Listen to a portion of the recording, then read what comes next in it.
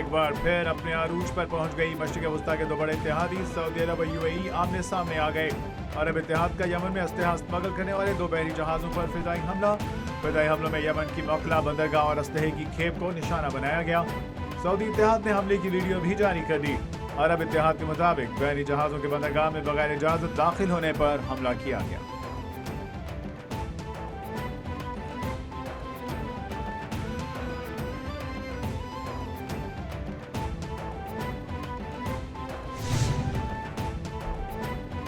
अरब इत्तेहादी अफवाद का यमन पर हमला। यमन का यूएई के साथ दिफाई मुआहदा खत्म करने का ऐलान। दिफाई मुआहदा खत्म करने के बाद यमन ने यूएई की फौज को मुल्क छोड़ने का हुक्म दे दिया।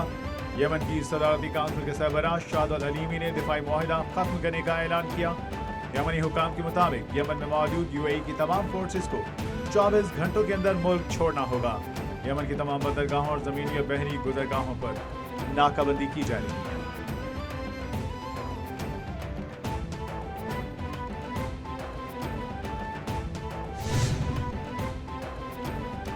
मुत्तहिदा अरब अमारात ने यमन के तमाम इल्जामात मुस्तरद कर दिए। सऊदी अरब के बयान पर भी मायूसी का इजहार। अरब अमारात की वज़ारत खारिजा की जानिब से जारी बयान में कहा गया कि यमन से मुतालिक तमाम इल्जामात मुस्तरद करते हैं। सऊदी अरब ने जो बयान दिया इस पर भी मायूसी हुई। यमन की हालिया सूरत हाल को मजीद कशीदा नहीं करना चाहिए। जो भी हालात हैं जिम्मेदारी से निपटना चाहते हैं। बंदरगाह पर जहाज यमन के नहीं अमाराती फोर्सेस के लिए थे।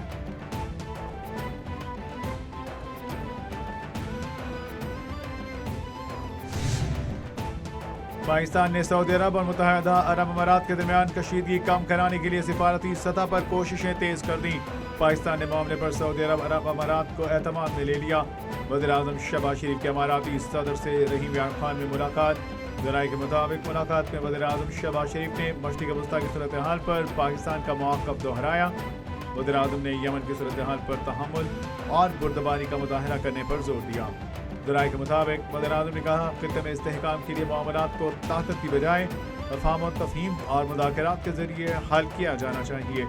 वज़ीर-ए-आज़म शहबाज शरीफ ने सिफारती कोशिशों पर भी रोशनी डाली।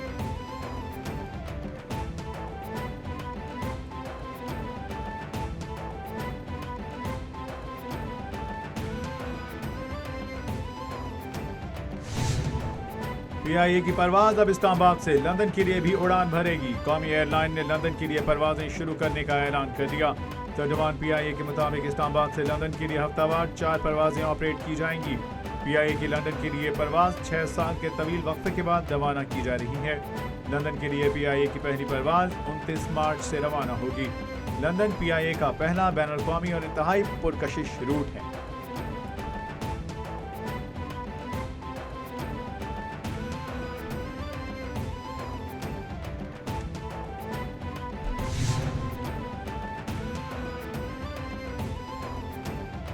इलेक्शन कमीशन ने N130 लाहौर से नवाज शरीफ की कामयाबी दुरुस्त करार दे दी। PTI रहनुमा यास्मीन राशिद की दरख्वास्त मुस्तरद करते हुए खारिज कर दी गई।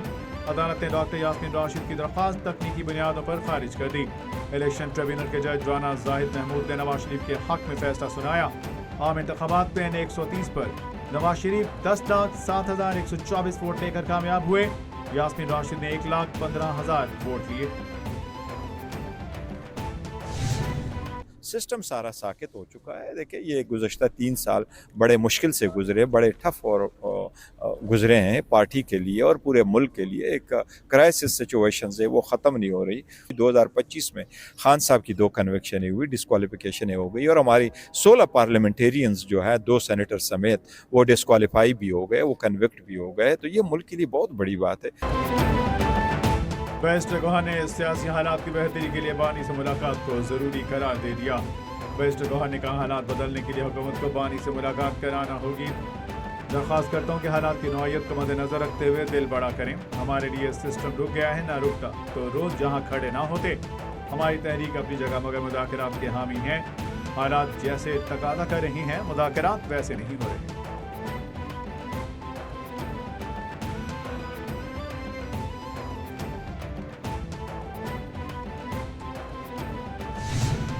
CM KPK के स्टाफ ने, उनके गार्ड्स ने मारा पीटा, उनके साथ बदतमीजी की। कईयों को तो अल्लाह ने बचाया जनाब। ये फुटेजेस इस वक्त पंजाब असेंबली के रिकॉर्ड के अंदर मौजूद हैं, जिनको धक्के मारे गए इतनी बुरी तरह से कि उनको नोचा गया है। और उसके बावजूद अफसोस का मुकाम यह है कि शर्मिंदा होने के या माफी और माजरत करने की बजाय जनाब स्पीकर एक तूफान बदतमीजी बरपा रहा। वज़ीर-ए-आला केपी ने पंजाब असेंबली में गैर मुतल्लिका अफराद को लाने की कोशिश की। सुहेल आफरीदी को सूबे में दहशतगर्दी खत्म करने के लिए काम करना चाहिए।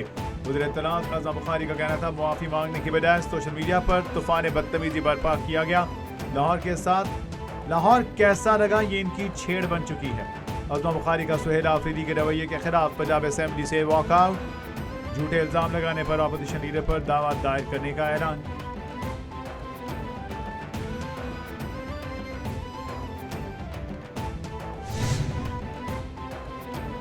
यूट्यूबर रजब भट्ट ने तशद्दुद करने पर वकला के खिलाफ मुकदमा दर्ज करवा दिया। जवाब में वकला भी मुकदमा दर्ज कराने सिटी कोर्ट थाने पहुंचे।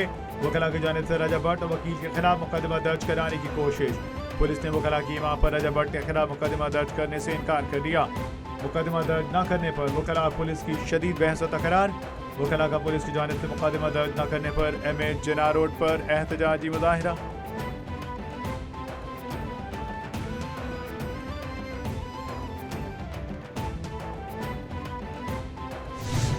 सिंध पुलिस ने बहुत अच्छी कार्रवाई की कि हमारे खुफिया इदारों की मदद से कल जो है इस लड़की एक बच्ची जिसको दहशतगर्दों ने, मुल्क दुश्मन अनासिर ने, पाकिस्तान के दुश्मन लोगों ने और गैर मुल्की फंडिंग पे पलने वाली कुछ बैंड आउटफिट्स ने जो है उस मासूम बच्ची को सोशल मीडिया के ज़रिए उसके दिमाग में वो सीडिंग की गई कि वो एक मासूम बच्ची जो कि जुवेनाइल बच्ची थी, वो उसको इस हद तक राग़िब किया गया कि वो अपनी जान लेने के लिए भी तैयार थी और आम मासूम लोगों की जान लेने के लिए भी तैयार थी।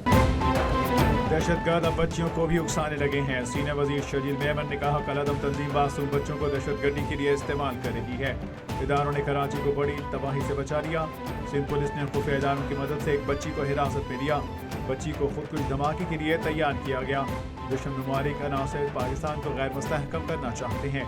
सीनियर वजीर शजील इनाम मेमन ने ऑरेंज लाइन को ग्रीन लाइन से मुंसलिक करने का इफ्तिताह कर दिया।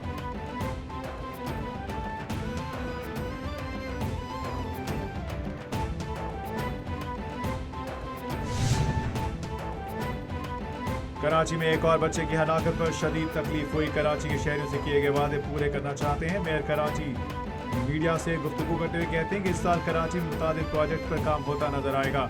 रोड इंफ्रास्ट्रक्चर की हालत में बेहतरी ला रहे हैं। जो कॉन्ट्रैक्टर काम करेगा इसके साथ काम करेंगे, जो कॉन्ट्रैक्टर काम नहीं करेगा उसको ब्लैक लिस्ट किया जाएगा। ऐसा नहीं हो सकता कि KMC को ब्लैकमेल किया।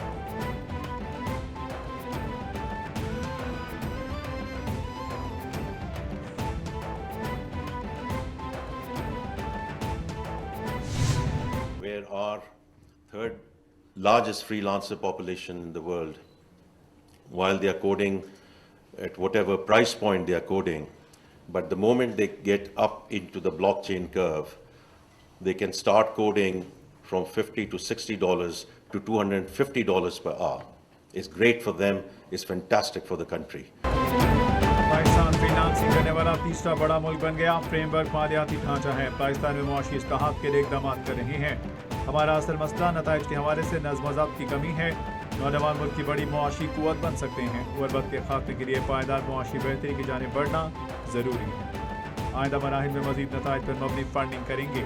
वफाकी वज़ीर ख़ज़ाना मोहम्मद औरंगज़ेब का तकरीब से खिताब।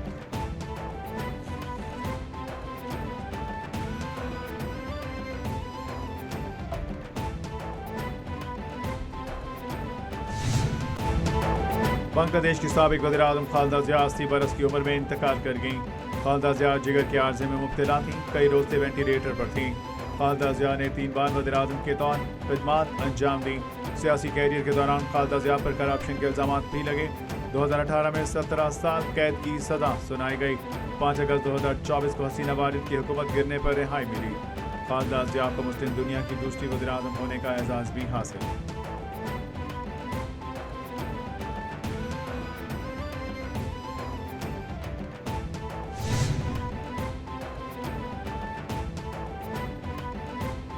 सदर मुमलिकत आसिफ अली जरदारी और वज़ीर-ए-आज़म शहबाज शरीफ का बांग्लादेश की साबिक वज़ीर-ए-आज़म खालिदा ज़िया के इंतकाल पर गहरे रंज व गम का इजहार।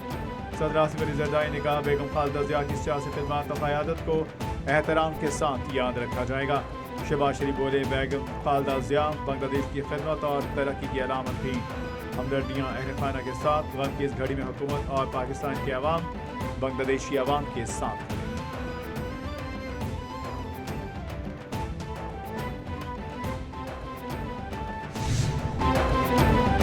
सदर डोनाल्ड ट्रंप का हमास को हर सूरत गैर मुस्तल्हा करने का ऐलान। अमेरिकी सदर ट्रंप की इस्राईली वज़ीर-ए-आज़म नेतन्याहू से मुलाकात।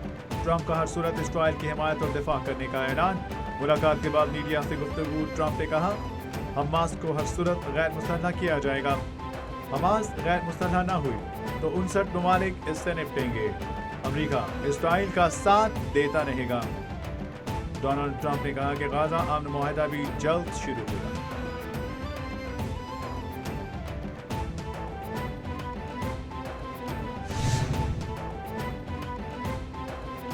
मुल्क में सर्दी में इजाफा। खाबों के शौकीन अफराद ने मछली खाने के लिए फिश पॉइंट्स का रुख कर दिया। शहरियों की बड़ी तादाद फ्राई और कोयलों पर बनी मछली खाने में मसरूफ। शहरी दोस्त अहबाब के हमरा फिश पॉइंट्स पर मछली खाने में मसरूफ। फैमिलीज के लिए भी पैक करवाई जाने लगी। मछली की तलब में इजाफे से दुकानदारों की चांदी हो गई। ग्राहकों की तादाद बढ़ गई। मछली की सप्लाई में कमी होने से कीमतें ज्यादा।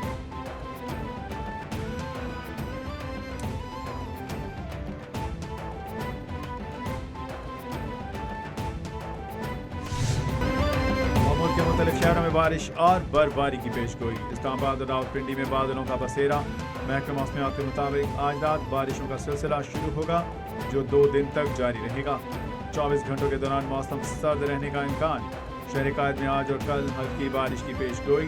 पेशावर में वक्फे वक्फे से हल्की बूंदाबांदी का सिलसिला जारी। 2 जनवरी तक पंजाब के मुख्तलिफ इलाकों में बादल बरसेंगे।